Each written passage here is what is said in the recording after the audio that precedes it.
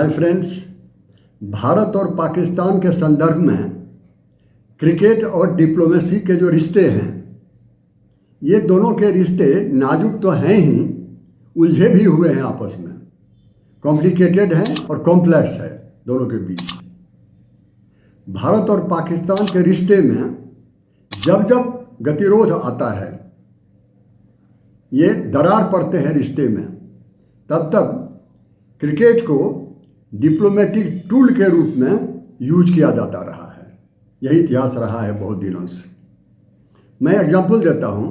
1965 में युद्ध हुए, फिर 1971 में भी युद्ध हो गए और दोनों देशों के रिश्ते बिल्कुल बुरी तरह से बंद हो गया, बोलचाल भी बंद हो गई।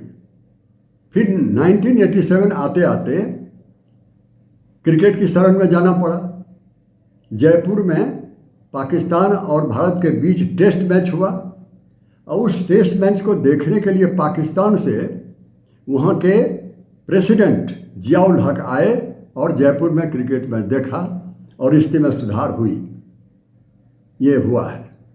फिर देखिए 1999 में कारगिल वॉर हो गया, 2008 में मुंबई टेरर अटैक हो गया और हद तो तब हुआ जब 2009 में श्रीलंका की टीम जो लाहौर गई थी खेलने के लिए, क्रिकेट टीम, उस पर टेरर अटैक हो गया। अब तो एक बड़ा सवाल उठने लगा पूरी दुनिया में कि पता नहीं कि पाकिस्तान कभी भी इंटरनेशनल मैचेज को ऑर्गेनाइज कर भी पाएगा या नहीं, ऑर्गेनाइज करने की क्षमता भी है या नहीं है पाकिस्तान में। बड़ा सवाल खड़ा हो गया। ऐसी सूरत में फिर क्रिकेट की शरण लेनी पड़ी। 2011 में वर्ल्ड कप हुआ। उस वर्ल्ड कप में पाकिस्तान की टीम और भारत की टीम आमने सामने थी सेमीफाइनल में, और उस सेमीफाइनल को देखने के लिए भारत से यूसुफ रजा गिलानी, जो वहाँ के प्राइम मिनिस्टर थे, वो देखने के लिए आए। फिर रिश्ते में सुधार हुआ। और देखिए ये सारी बातें तो हुई, लेकिन 2019 में ये आर्टिकल 370 को कश्मीर से एब्रोगेट किया गया। भारत ने एब्रोगेट किया। उसका नतीजा हुआ कि पाकिस्तान बहुत गुस्साया, बहुत बुरा हो गया पाकिस्तान को, और क्रॉस बॉर्डर टेररिज्म पराकाष्ठा पर चली गई। ये हालत हो गई और तब से लेकर के आज तक रिश्ते में सुधार नहीं हुआ है। और आप देखिए कि ये जो अभी 2025 मार्च में चैंपियन ट्रॉफी क्रिकेट का होने वाला है। भारत ने मना कर दिया, हम नहीं जाएंगे। अब देखना है कि ये भारत और पाकिस्तान के बीच, या भारत उसमें ये हिस्सा ले भी पाएगा या नहीं, कहना मुश्किल है।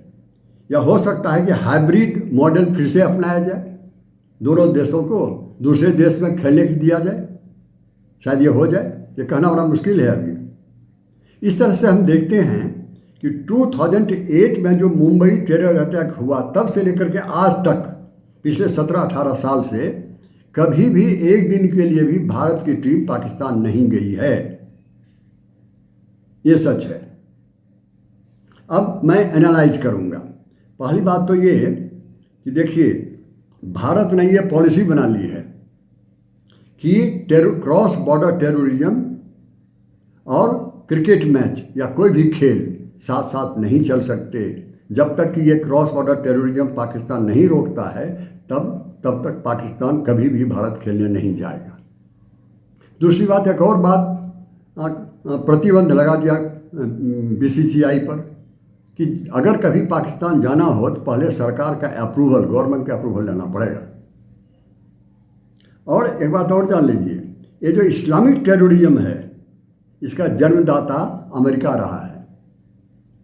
1978 में जब सोवियत रूस ने इन्वेड किया, वहाँ की सैनिक चली गई अफगानिस्तान, तो उसके विरोध में अमेरिका ने मुजाहिदीन को उतार दिया।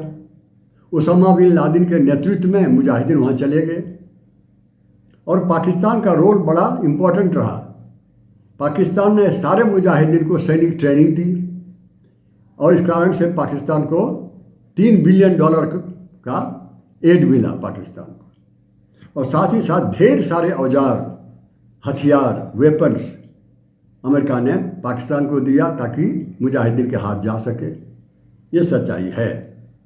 लेकिन इसके साथ ही पाकिस्तान ये इस्लामिक टेररिज्म का जन्मस्थान है।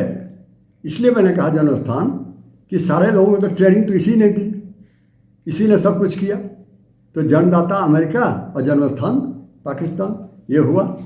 अब और एक और बात देखिए, ये जो खालिस्तानी टेररिज्म है, ये भिंडरवाले सहित खालिस्तानी टेररिज्म के जन्मदाता भी पाकिस्तान ही है। और इस खालिस्तानी टेररिज्म को पाकिस्तान से लेकर के कनाडा, यूरोप, अमेरिका, ऑस्ट्रेलिया सब जगह फैला दिया इसने। यही है आज का सच। इतना ही नहीं, सिर्फ खालिस्तानी आतंकवाद नहीं, यहाँ तक कि एंटी इंडिया तालिबानी जो टेररिज्म पैदा हुआ, उसका जन्मदाता भी पाकिस्तान ही है। ये तालिबान जो है ये पाकिस्तानी है। ट्रेनिंग दिया उसको, साथ में लड़ने के लिए सिखाया, ढेर सारा पैसा दिया, बल्कि पैसा तो फंड लाया गया सऊदी अरबिया से। तो सब ने मिल करके इसका जन्म दिया है अफगानिस्तान में। ये सच्चाई है। अब देखिए, ये जो बांग्लादेश बना पाकिस्तान तोड़ करके, और करीब पाकिस्तान के 1 लाख सैनिकों ने सरेंडर किया भारत के सामने। इसका बदला लेने के लिए प्रेसिडेंट जियाउल हक ने इस क्रॉस बॉर्डर टेररिज्म का खेल शुरू कर दिया। इस क्रॉस बॉर्डर टेररिज्म को लो इंसेंटिव वॉरफेयर के रूप में, प्रॉक्सी वॉर के रूप में उसका प्रयोग किया, और धीरे धीरे ये बढ़ता रहा और अभी पराकाष्ठा पर चला गया है। और हालत ये है कि पाकिस्तान आर्थिक रूप से बिल्कुल छिन्न भिन्न हो चुका है, तबाह हो चुका है। भारत विरोध, ये एंटी इंडिया इतना प्रबल है वहाँ की नीति में। हर पॉलिसी पाकिस्तान की जो है वो एंटी इंडिया के चारों तरफ घूमती रहती है। बल्कि सऊदी अरबिया के शरण में जाना पड़ा पाकिस्तान को। वहाँ के राजा को यहाँ की सैनिक जाकर के उनकी सुरक्षा करती रही।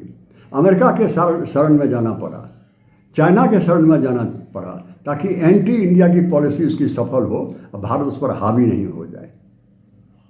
और पाकिस्तान जो है उसका ये पाकिस्तान ने जो स्पॉन्सर किया है टेररिज्म को, वो स्टेट पॉलिसी है। Terrorism is the state policy of Pakistan. ये स्टेट एक्टर है, नॉन एक्टर नहीं है। ये सच्चाई है आज की। ये सारी बातें हम देखते हैं जब क्रिकेट का एक दिन का हिसाब लेते हैं तब। लेकिन एक और बात जान लीजिए, ये भारत और पाकिस्तान के रिश्ते सिर्फ कश्मीर के कारण खराब नहीं हुआ है। जब से पाकिस्तान जन्म लिया है तब से लेकर आज तक एंटी इंडिया की पॉलिसी आखिर क्यों चला रहा है पाकिस्तान, ये बड़ा सवाल है। सब दुर्गति उसकी हो गई, आर्थिक रूप से विपन्न हो गया, सब परेशानी में उलझ गया, फिर भी नहीं छोड़ता है क्रॉस बॉर्डर टेररिज्म। इसका राज क्या है?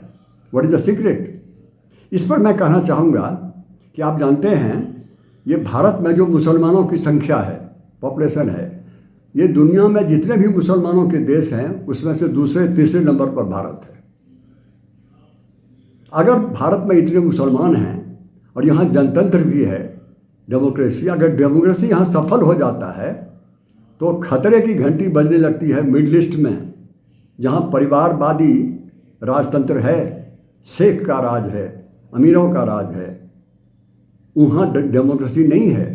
उनको लगता है कि मुस्लिम की इतनी बड़ी जनसंख्या भारत में हो और जनतंत्र सफल हो जाए तो हमारे लिए भी मुश्किल पैदा हो जाएगा, कहीं यहाँ भी जनतंत्र ना आ जाए।